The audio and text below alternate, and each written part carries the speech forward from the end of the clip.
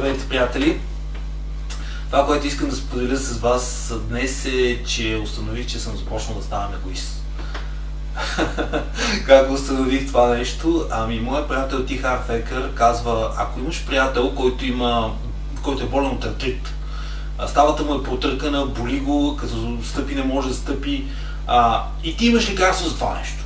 Ти имаш цяло лечение за този артрит, за този проблем. Би ли му казал на човека по интересен и интригуваш за него начин, че ти можеш да му помогнеш така, че той да пожелае, да му помогнеш и да му съдействаш и заедно да разрешите този проблем. Интересното е, че аз си мислех, че това е много тъп въпрос и разбира се, че аз ще помогна, разбира се, че аз ще споделя, че имам решение за тази ситуация. Разбира се, че го кажа по интригуващ начин, така че човека да иска да опита и да може в крайна сметка да решим този проблем и да може да стъпва без да го боли, да може да възстановим ставата и всичко да е точно. Да, ама не. Пратих на 5 мои приятели, вие запознати ли сте с техниката Боуен? Два ми казаха, май не, един ми каза, не си спомням, един ми каза, май нещо си ми разказвал малко, що питаш? И в този момент дадох сметка, че аз въобще не съм разяснил, не съм обяснил, не съм запалил интерес в тези приятели към техниката Боуен и какво тя може да им даде. Както виждате и тук някъде, техниката Боуен помага на тялото да се самовъзстановява и самолекува. Техниката Боуен е с много нежни движения, мануални, които изпращат нежни сигнали към нервната система. Тя въздейства на парасимпатиковата и на симпатиковата нервна система. И по този начин изпраща много нежни и финни сигнали, които организма да се възстанови сам. Като пример мога да ви кажа, бяхме в Болдърленд с приятели, имаше един приятел, който беше изкълчил крака преди 4 дена. И крака му вече се възстановяваше, обаче като започна да се катери и позна и травмата, започна да се обажда. И в момента, в който травмата започна да се обажда, аз реших, че му направя болна процедура, обаче дори не му казах какво правя. Казах му, свали бинта и ми дай за малко крака си, свали той бинта, даде ми крака си, направих 5 движения, штак, так. И човека само на последното движение са това много яко е, как се не изпредно, какво е това бе? И аз викам спокойно, сега ти е по-добре крака, изчакам малко, 2 минути не се движи, стой така. И той, как го отпусна, какво е това бе? И само така питаше, какво е това? Викам спокойно човек.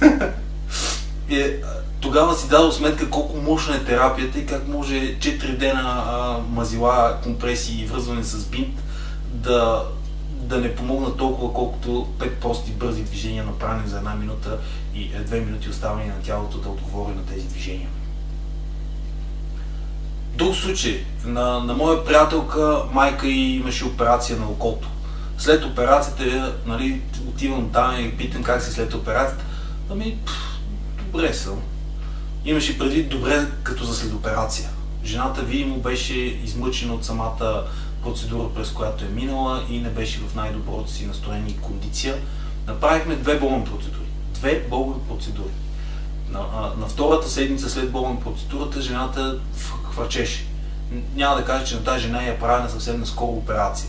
Вярвам, че беше операция на окото, но самите упойки, които се използват, самия шок от това, че влизаш в операционна. Операцията си операция, дори да е такава по-неинвазивна. Сега, за съжаление, точно по празниците, в смисъл след 21-и, когато бях на семинара на Юли, на 22-и сутринта самия аз бях болен като клиент. Освен терапевт съм все още и клиент. Отивам на тази процедура. Направихме процедура, излизам навън, решавам, че не ми се прибира вкъщи, ще се разхождам. Пише на една моя приятелка, слънцето е прекрасно, само за разходки, и тя ми отговаря, разхождай си ти, аз изкълчих глезена и ще паза леглото. Аз знам, че те трябва да са на почивка. И тя ми казва, аз ще паза леглото, и аз викам, боже, какво е станало? Звъна и викам, какво става, какво се случва? И тя ми обяснява, че по доста нелеп начин си изкълчила глезена, ходила на доктор, снимали се я и в крайна сметка в момента си седи вкъщи и едва ходи. И казвам, искаш ли ти направя болен, понеже тя ми е стара клиентка, в смисъл доста време ми е клиент. Знае за какво става дума, веднага каза да. Знае вече колко много помага болен. И отивам аз от тях, кръка и подут не може да си пипне, тя ходи с патерица милата, купила си патерица. Направо ми се разкъса сърцето, като я видях. И нали, легна там на леглото, направих процедура глезен, болеше я, някои движения едва ги маркирах, защото заради оттока не може да стигна до сухожилието, което трябва да стигне, тъй като в момента е покрито с един огромен отток. Дадох една специална рецепта как да си свали оттока по-бързо и след което направих процедура на съседната, става на изкълчената, както е по протокол, и оставих тялото да работи. Интересното беше, че след процедурата тази жена, дето едва му коцукаше от болка, въпреки че все още беше с патерицата, въпреки че все още я болеше, се виждаше как тя стъпва на този крак. Стъпва с патерицата, просто си помага и така колкото не си, че стъпва. Когато аз отидох, тя не можеше да стъпи на крака си. Представяш си какво ще е след като 24 часа организма е работил към едно по-бързо възстановяване на травмата.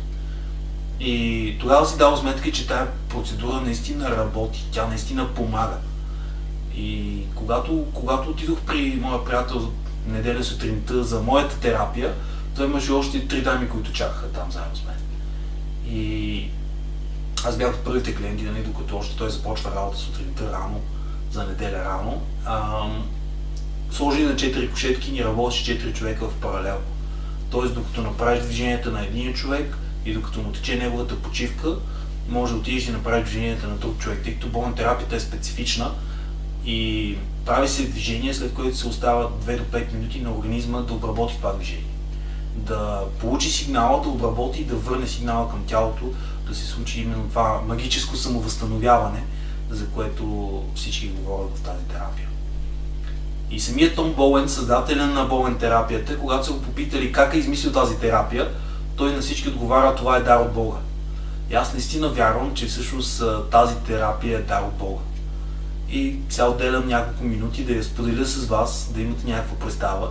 Който иска повече информация, може да ме пита допълнително на лични съобщения или да порови в интернет. Има достатъчно материали, достатъчно сайтове, независимо дали са от мен или от мои колеги. Запознайте се какво може да направи Боуен за вас и моят призив е: опитайте. Отидете на една процедура, опитайте, вижте за какво става въпрос и тогава дайте си една седмица на организма да поработи и решете дали го искате това за себе си или не. Не е нужно да чакате болката да се обади или нещо да се случи във вас, за да отидете на Боуен терапия. Боуен терапията е холистична, тя работи върху цялото тяло. И дори когато отидете на профилактична сесия, просто за релакс и за отпускане, за редуциране на стреса, ако тялото има да възстановява нещо, след Боуен процедурата то ще започне да си го възстановява. Независимо дали това нещо, което е за възстановяване, е свързано с някакви симптоми или въобще не го усещате, че организма има нужда от работа там в тази посока. Та моя призив е: опитайте, проучете, информирайте се и решете за себе си. Благодаря ви за отделеното време и до нови срещи!